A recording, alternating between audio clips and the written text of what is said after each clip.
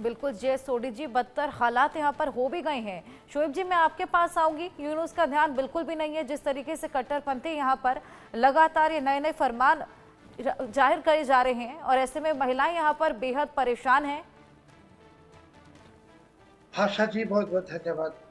देखिए, बांग्लादेश की हालत अभी इतने खराब हो गई कि कल ही न्यूयॉर्क टाइम्स ने बांग्लादेश के बारे में आपने जो बताए थे कि औरतों को फुटबॉल खेलने में मना की वगैरह, ये रिपोर्ट आ गई।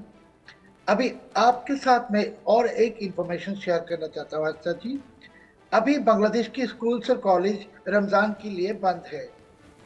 नेक्स्ट वीक ये सब स्कूल कॉलेज खुल जाएगा। और जिहादियों स्कूल में कॉलेज में जा जा के कह रहे कि लड़कियां, वो मुसलमान हो या हिंदू या ईसाई हो, कुछ भी हो, अगर स्कूल कॉलेज में आना है तो हिजाब पहनना पड़ेगा।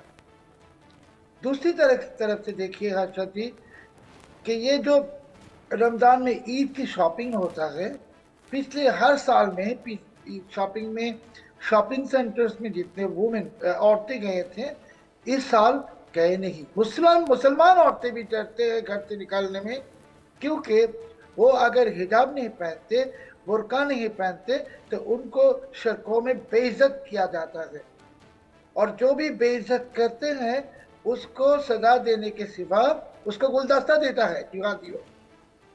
बांग्लादेश की हालत अभी ऐसी खराब है जैसे कि अभी हमारे और एक सम्मानित पैनलिस्ट कह रहे थे कि पाकिस्तान और अफगानिस्तान की तरह, मैं कहूंगा कि उससे भी बदतर हालत होने वाला है बांग्लादेश के।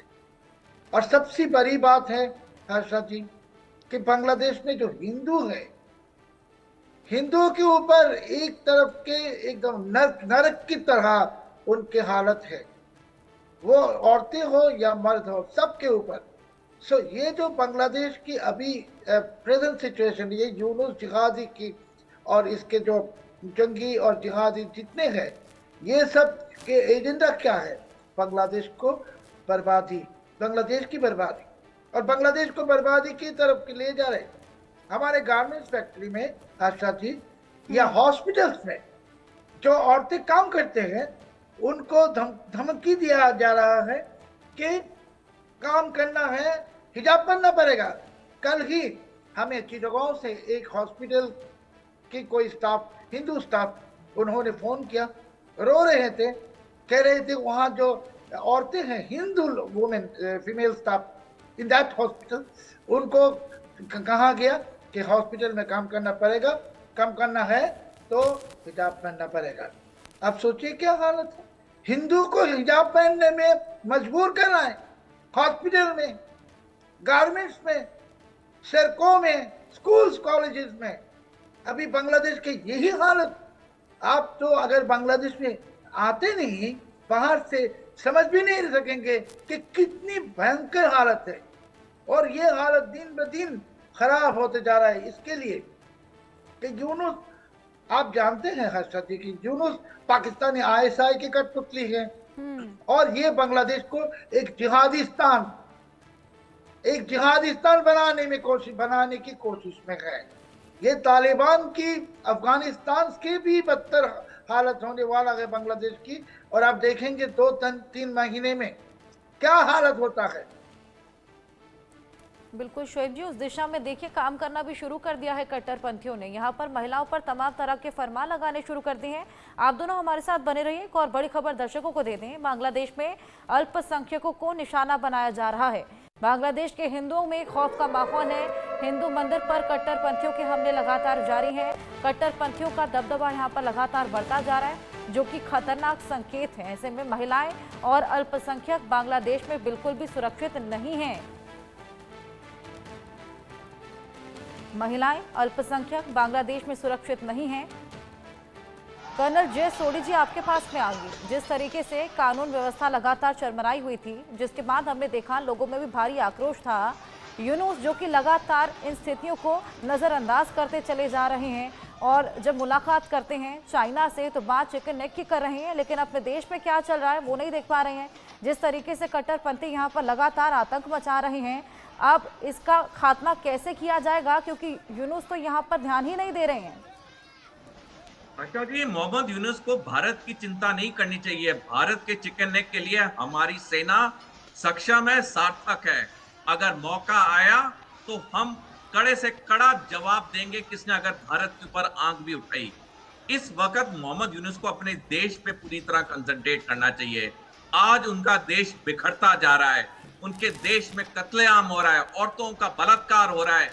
उनकी जो फैक्ट्रियां शेख हसीना के टाइम पे लगाई गई थी, जिसकी वजह से बांग्लादेश की अर्थव्यवस्था बहुत अच्छी हो गई थी, बल्कि भारत से अच्छी हो गई थी एक वक्त पे, आज वहीं पे फैक्ट्रियां दिन प्रतिदिन बंद हो रही हैं। लोगों में बेरोजगार बढ़ रहा है, लोगों में अशांति अस्थिरता बढ़ रही है। मोहम्मद यूनुस को सिर्फ और सिर्फ अपने देश पे कंसंट्रेट करना चाहिए, क्योंकि जब वो अपने देश पे कंसंट्रेट करेंगे, उन्हें पता चलेगा कि उन्होंने कितनी भारी गलतियां की हैं, जिसकी वजह से एक देश जो तरक्की की राह पे था, आज बिल्कुल विपरीत राह पे चल चुका है, जो सिर्फ बर्बादी की तरफ लेके जा रहा है। मैं मोहम्मद यूनुस से दरख्वास्त करूंगा, क्योंकि आपका अंतर्राष्ट्रीय चैनल है और लाखों लोग पूरी दुनिया में देखते हैं, करोड़ों लोग देखते हैं। मैं मोहम्मद यूनुस से और बांग्लादेश के युवा से खास करके अनुरोध करूंगा, एक किताब जरूर पढ़ें जिसका नाम है द ब्लड टेलीग्राम, जो गैरी बास ने लिखी है। लेखक ने बड़े अच्छे आंकड़ों के साथ लिखा है किस तरह से पाकिस्तान ने, तब ईस्ट पाकिस्तान जो बाद में बांग्लादेश बना, कितना अत्याचार किया, कैसे लोगों को मारा, औरतों का बलात्कार किया। आज विडंबना की बात है कि बांग्लादेश उसी पाकिस्तान के गोद में जाके बैठ गया है।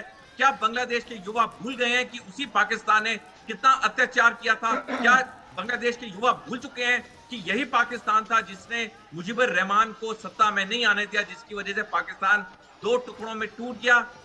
देखिए हर्षा जी, बहुत जरूरी है, बांग्लादेश के युवाओं को व्हाट्सएप यूनिवर्सिटी से ज्ञान नहीं लेना चाहिए, उन्हें किताबें पढ़नी चाहिए। अच्छी किताबें पढ़ेंगे, उन्हें पता चलेगा कि उनके देश में दशकों पहले कितना अत्याचार किया था पाकिस्तान ने।